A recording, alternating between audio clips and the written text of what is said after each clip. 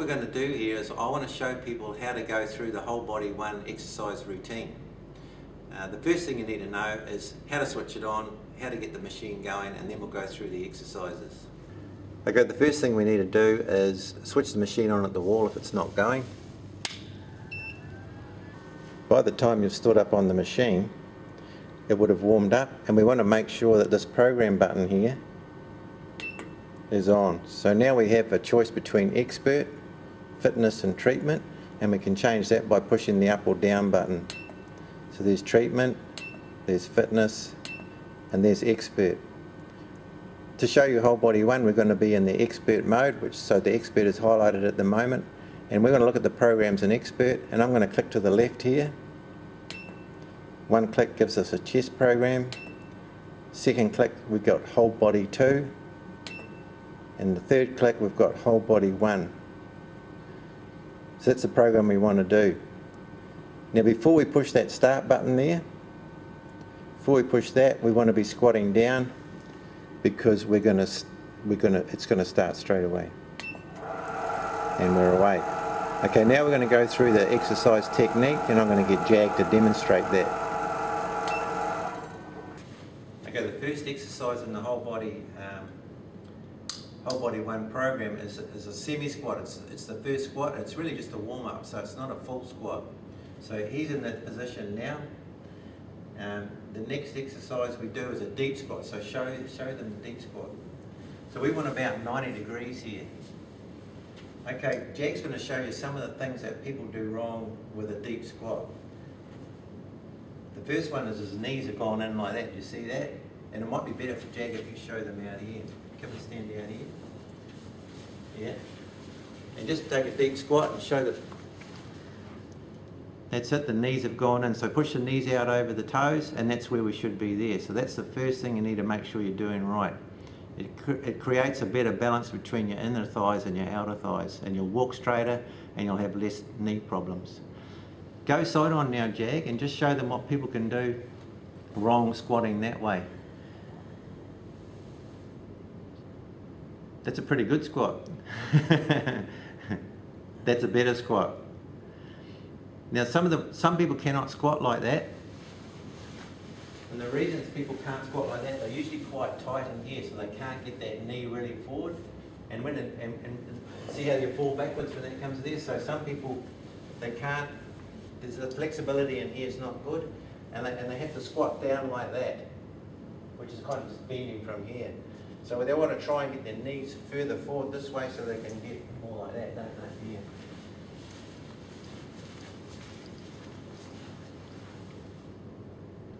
It's actually good to try practicing squatting like that without the machine there, and you can actually find out whether you can actually do that. So jump back up on the machine and do that one, Jag. Squat properly on the machine. And he's going to hold on and do it as well. Down to 90 degrees. Awesome. Now you'll notice here that is straight up there, so even if you're not flexible, the neat thing is you can hold on, you've got a straight back, and you've got about 90 degrees there, and it's really going to work that muscle. Okay, what's the next exercise I think that people do on there? It's called a hamstring stretch, where you go like that, and it's hard to get a stretch that way, eh, Jag? So a lot of people face that way, face the other way, and on your toes, and then you get a much better stretch here, eh? And you can't do that facing the machine because you've got to dong your head on the machine. So that's your options with the hamstring stretch. Okay, what are some of the other exercises we've got there? Show them how to do the lunge, that's the next one. Now one of the neat things about this lunge is his knee is behind the ankle, so the vibrations come up here. A lot of people do this. They take it past, the vibrations come off the end, so go back again. Now another neat thing he's got here is his foot is way back. It's not out like that, it's like that. And he's stretching in here. And he's got himself up straight, and his chin is in, and his shoulders are back in good posture. Now if he holds on to that machine there, do what a lot of people do, Jag, they go like this. So the posture's gone right out, there's no stretching in here. At least he's got the leg right there. So bring it back up to the other way if you can. Now if your balance is no good, he can put that finger forward helps, and that one on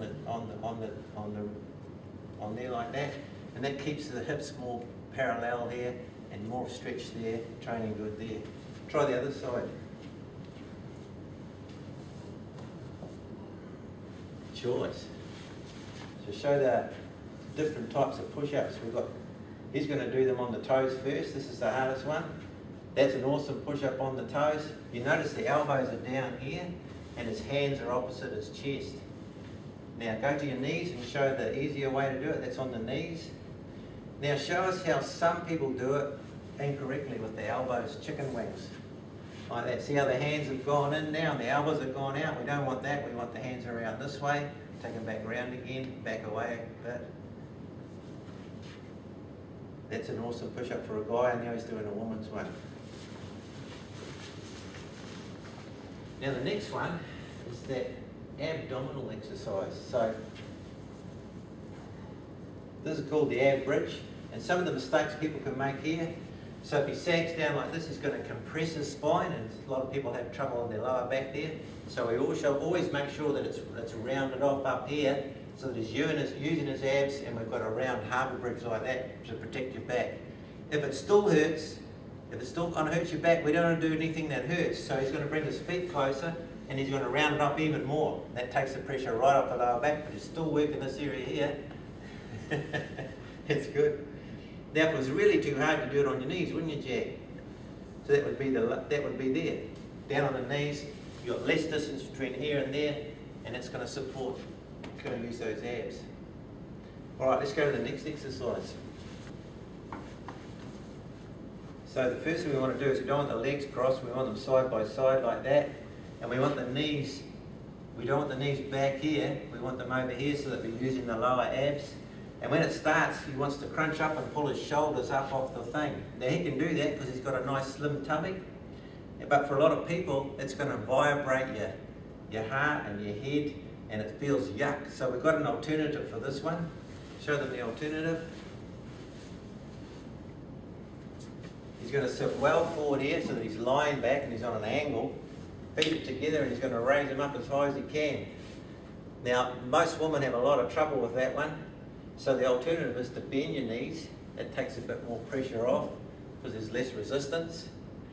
And if that's too hard, he's going to put both feet on the ground and just do one leg at a time. And when it's about halfway, he's going to swap legs and do the other leg. Either way, he's still training this area in here, which is a lot of people want to train that area, and it's really good. All you'd have to worry about here is if you have anything, tailbone issues or lower back issues, you'll actually put in all your body weight on there. So just keep that in mind. If it's a bit hard on that area, just leave it. If there's an exercise that hurts, don't do it. Swap it to something else. When you're doing this one, try and get the backs of your knees on here. It's nice to have a massage on the backs of your knees and the heels sticking over the end there. And you're just relaxing. You get a massage on your lower calf muscles.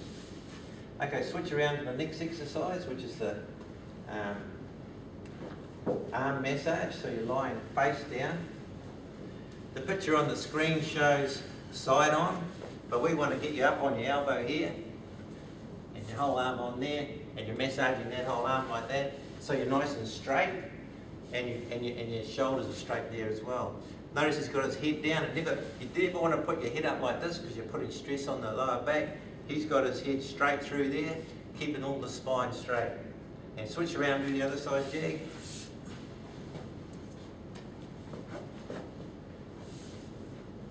Yeah, come up on the elbow a bit and square the shoulders off a bit. That's good. I suppose that's okay so long as your lower back's all right for doing that. Most people are pretty good at that, aren't they? Now the last one. Show them the last one, Jag, where you put your feet through here. And you put your hands behind you. So you're going right up. That's right. Now Jag can do this because he's got flexibility in the shoulders. And we're trying to massage the backs of here, but not everyone's as tall as Jag, and they're going to be short, and they might have a lot of trouble doing this because this bit's up high and the other bit's down low, and they can fall over backwards, and it's awkward to get in. So what we're going to do is switch around the other way and show you another way of doing it. He's going to sit right back He's going to flatten his legs out and lift his legs up so that he's massaging this area here. Now, what we want to do here is make sure the tailbone, this area here, is not on the machine but off the back of it, and it is. So you don't want vibrations going, you know, your spine on here, vibrating up here. So you sit well back so your spine, your lower back's off there, and he's massaging this area here. Now, some people, they like to lean forward like that and put some weight on here because it's quite nice on the lower back to get a bit of a stretch and a massage up there as well. Play with it and see what feels best for you.